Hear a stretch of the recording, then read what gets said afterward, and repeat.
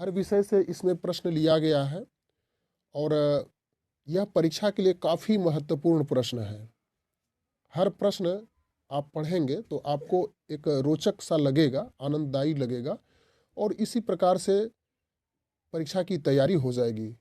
प्रश्न की शुरुआत करने के पहले आपको याद दिला दूं, चैनल पर पहली बार है तो इस परीक्षा की तैयारी के लिए चैनल से ज़रूर जुड़ जाएंगे और वीडियो अच्छी लगे तो निश्चित रूप से सब्सक्राइब करना भी ना भूलेंगे। पहला प्रश्न है, हिंदी व्याकरण से सबसे पहले हम लोग प्रारंभ करेंगे, कुछ प्रश्न देखेंगे। पेड़ से पत्ते गिरते हैं, किस कारक का प्रयोग हुआ है? हम लोग इस बात से भली भांति अवगत हैं कि कारक के 8 भेद हैं। कर्ता, कर्म, करण, संप्रदान, आपादान, संबंध, अधिकरण, संबोधन, अधिकरण। इसी में से यह जो 4 ऑप्शन दिया हुआ है, पेड़ से पत्ते गिरते हैं, यानी कि यहाँ जो से का प्रयोग हुआ है, किस कारक का प्रयोग हुआ है? तो आपादान से, कर्म कारक, करण कारक, अधिकरण कारक। तो यदि आप इसका चिन्ह का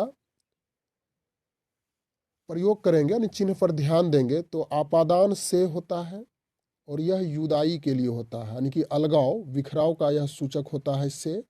इसके बाद कर्म को, इसके लिए चिन्ह आता है करण से, यहाँ भी से आया है, लेकिन यह संबंध सूचित करेगा, यह जुदाई को सूचित नहीं करेगा। संबंध, जैसे मैं कलम से लिखता हूँ, यानी कि दोनों में एक दूसरे में हाथ और कलम में संबंध सूचित होता है। अधिकरण में पर इसका चिन्ह होता है। तो पेड़ से पत्ते अलग हो रहे हैं तो निश्चित रूप से जुदाई हो रही है, तो यह आपका आपादान कारक होगा, ऑप्शन नंबर ए हो जाएगा। इसके बाद दूसरा प्रश्न है, मैं विद्यालय जाऊंगा में किस काल का प्रयोग हुआ है? काल में हम लोग समझ रहे हैं कि 3 प्रकार के काल हैं, वर्तमान काल, भूतकाल, भविष्यत काल। तो वर्तमान काल में ध्यान रखिएगा कि इसमें है, हो, हूँ इत्यादि रहेगा अंत में। भविष्यत काल में गा, गे, गी रहेगा और भूतकाल में था, या, थी इत्यादि रहेगा। तो अब वाक्य को देखिए, सेंटेंस को देखिए कि मैं विद्यालय जाऊंगा, लास्ट में गा आया है, तो निश्चित रूप से आपका यह भविष्यत काल होगा, ऑप्शन नंबर बी सही है। इसके बाद अगला प्रश्न है, 2 के बाद अगला प्रश्न हम लोग देखें, घर घर में कौन सा समास है? घर घर, एक आप देखे होंगे द्वंद्व समास में दोनों पद प्रधान होता है, जैसे लोटा, बीच में हाइफन होगा, डोरी।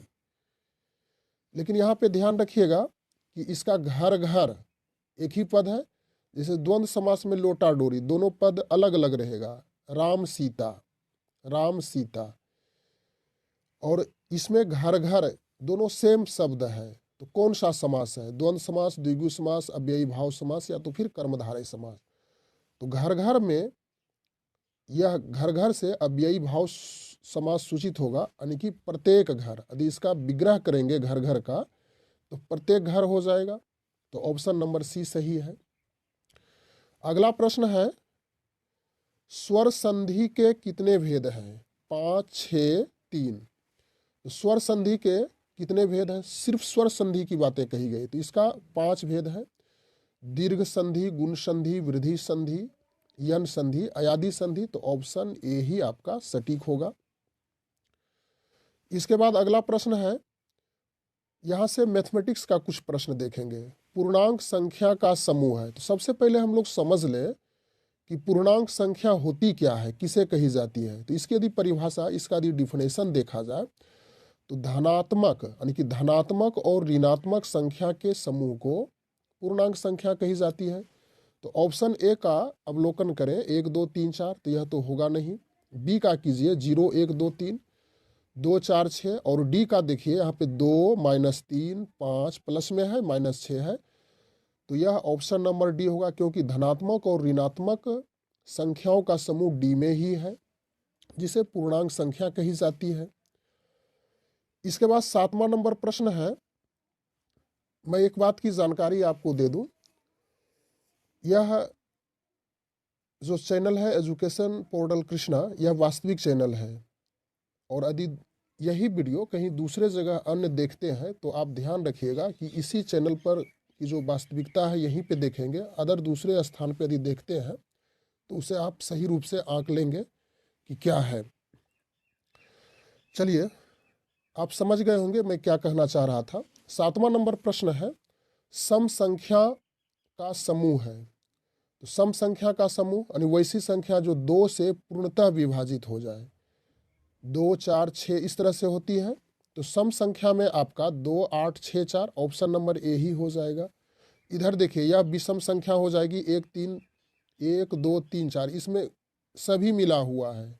यह विषम संख्या इसको नहीं कहेंगे। विषम संख्या यहाँ होगी 1, 3, 5, 7, 1, 2, 3, 4। इसे प्राकृत संख्या भी कह सकते हैं। तो ऑप्शन सम संख्या में आपका ए नंबर ऑप्शन सही है। इसके बाद 8वां नंबर प्रश्न है, परिमेय संख्या का समूह है। परिमेय संख्या का समूह क्या है? तो परिमेय संख्या में आप रूट पे ध्यान देंगे। यदि रूट लगा हुआ रहे तो आप समझ जाएंगे कि यह अपरिमेय संख्या का समूह है। तो परिमेय संख्या में जैसे 4 हो गई, या तो फिर 4/5 लिखेंगे। भिन्न में भी हो सकती है परिमेय संख्या, तो ऑप्शन नंबर ए होगा। यहाँ पे देखिए पाई और √5 है ऑप्शन नंबर बी में। इसका थोड़ा सा एक्सप्लेनेशन करें तो पाई एक अपरिमेय संख्या होती है। यह भी समान रूप से पूछे जाते हैं, √5 है ही। तो परिमेय संख्या में आपका ऑप्शन नंबर ए ही सही होगा। उसके बाद 9 नंबर प्रश्न है, वास्तविक संख्या कही जाती है। तो वास्तविक संख्या की परिभाषा हम लोग समझें। परिमेय संख्या और अपरिमेय संख्या के समूह को वास्तविक संख्या कहेंगे। तो ऑप्शन आपका बी यहाँ पे हो रहा है। देखिए, परिमेय संख्या यानी कि रेशनल नंबर और इरेशनल नंबर का जो कलेक्शन होगा उसे वास्तविक संख्या यानी कि रियल नंबर कहेंगे। ऑप्शन बी सही होगा। अगला प्रश्न है 10 नंबर, ऋण संख्या होती है। ऋण संख्या कहने का अर्थ हो गया कि जो संख्या आपकी विभाज्य संख्या ना हो, जिसमें भाग ना लगे। तो यह प्रश्न मैं आपके लिए छोड़ रहा हूँ। भाज्य संख्या होगी, अभाज्य संख्या होगी, विषम संख्या होगी, या तो इनमें से कोई नहीं है। आप इसका सही जवाब कमेंट के माध्यम से जरूर लोगों तक पहुंचाने का प्रयास करेंगे। अब यहाँ से 11 से कुछ इतिहास का प्रश्न है। गदर अथवा सैनिक विद्रोह के नाम से जाना जाता है। गदर आंदोलन या तो सैनिक विद्रोह के नाम से जाना जाता है। 1857 की क्रांति, वो सहयोग आंदोलन, प्रथम विश्व युद्ध, या तो बक्सर की लड़ाई। तो यह 1857 में जो क्रांति हुई थी उसे गदर या तो सैनिक विद्रोह के नाम से जाना जाता है। और इसका जो नायक थे, यानी इस विद्रोह के यानी कि गदर के या सैनिक विद्रोह के जो नायक थे वह मंगल पांडे थे। मंगल पांडे। और इन्होंने उस समय नारा दिया था, मारो फिरंगी को, मारो फिरंगी को। इसे भी याद रखेंगे, इसका जो स्लोगन था। इसके बाद अगला नंबर प्रश्न है 12 नंबर, भारतीय राष्ट्रीय कांग्रेस की स्थापना कब हुई थी? भारतीय राष्ट्रीय कांग्रेस की स्थापना 1884, 85, 80, 81। तो 1885 ईस्वी में भारतीय राष्ट्रीय कांग्रेस की स्थापना हुई थी। और इसके संस्थापक A.O. ह्यूम एक रिटायर्ड पदाधिकारी थे, A.O. ह्यूम। और यह 28 दिसंबर, दिन भी याद रखें, 28 दिसंबर 1885 ईस्वी को इनके द्वारा, A.O. ह्यूम के द्वारा भारतीय राष्ट्रीय कांग्रेस की स्थापना की गई थी। अगला प्रश्न है 13 नंबर, बंगाल का विभाजन हुआ था। यानी बंगाल का विभाजन कब हुआ था? 1905, 1904, 1960 है। इसी में से आपका सही आंसर हो जाएगा। तो बंगाल का विभाजन 1905 ईस्वी में हुआ था। ऑप्शन नंबर ए होगा। और उस समय गवर्नर जनरल लॉर्ड कर्जन थे, यानी कि लॉर्ड कर्जन के द्वारा ही बंगाल का विभाजन किया गया था। और यह बंगाल पूर्वी बंगाल और पश्चिमी बंगाल 2 भागों में विभाजित कर दिया गया था लॉर्ड कर्जन के द्वारा। और उसी दिन, जिस दिन यानी कि 16 अक्टूबर को कहें 16 अक्टूबर 1905 ईस्वी को विभाजन हुआ था और इसी दिन 16 अक्टूबर को बंगाल में शोक दिवस के रूप में मनाया गया था। अगला प्रश्न है 14 नंबर, इंदिरा गांधी अंतर्राष्ट्रीय हवाई अड्डा स्थित है, यानी इंदिरा गांधी अंतर्राष्ट्रीय हवाई अड्डा कहाँ पर स्थित है? तो ऑप्शन है दिल्ली, कोलकाता, मुंबई, चेन्नई। तो इंदिरा गांधी अंतर्राष्ट्रीय हवाई अड्डा दिल्ली में स्थित है, ऑप्शन नंबर ए होगा। कोलकाता की बात करें तो यहाँ पे सुभाष चंद्र बोस हवाई अड्डा स्थित है जो कि दमदम में है। मुंबई की बात करें तो यहाँ भी जवाहरलाल नेहरू अंतर्राष्ट्रीय हवाई अड्डा स्थित है और यह सांता क्रूज में है, सांता क्रूज में स्थित है। और चेन्नई यहाँ पे मीनाम्बकम अंतर्राष्ट्रीय हवाई अड्डा स्थित है। चले आगे 15 नंबर प्रश्न में, प्रथम पंचवर्षीय योजना प्रारंभ हुई थी। 1 अप्रैल 1951, 1 अप्रैल 1956, 1961, इनमें से कोई नहीं। तो प्रथम पंचवर्षीय योजना, यह इकोनॉमिक्स का प्रश्न है, अर्थशास्त्र का। तो प्रथम पंचवर्षीय योजना 1 अप्रैल 1951 ईस्वी, ऑप्शन नंबर ए होगा। और यह पंचवर्षीय योजना हेरोड डोमर मॉडल पर आधारित था और इसमें कृषि की प्रधानता दी गई थी, यानी कि कृषि प्रधान परियोजना इसे मानी जाती है। कृषि को सर्वोच्च प्राथमिकता दी गई थी इस पंचवर्षीय योजना में। इसके बाद अगला प्रश्न है, चाल का एसआई मात्रक है। बहुत सिंपल प्रश्न है, चाल का एसआई मात्रक। तो चाल का मीटर प्रति सेकंड होता है, ऑप्शन नंबर ए ही आपका सही हो जाएगा। और यहाँ पे न्यूटन यह बल का एसआई मात्रक है और वाट शक्ति का एसआई मात्रक है। अगला प्रश्न है 17 नंबर, समतल दर्पण से बना प्रतिबिंब होता है। तो समतल दर्पण से, यानी कि समतल दर्पण की बात करें तो इधर कलई किया हो रहता है और इधर से चेहरा देखने का काम होता है। तो इससे बना प्रतिबिंब हमेशा काल्पनिक होता है, कि आभासी होता है, आभासी होता है। और इससे बना प्रतिबिंब पार्श्विक रूप से उल्टा होता, पार्श्विक होता है। कहने का अर्थ हुआ कि यदि इस दर्पण के सामने आप बाएं हाथ को उठाएंगे तो आपका दर्पण में जो काल्पनिक प्रतिबिंब बनेगा वह दायां हाथ उठता हुआ प्रतीत होगा। पार्श्विक का अर्थ वही हो गया। इसके बाद अगला प्रश्न है 18 नंबर, यौगिक है।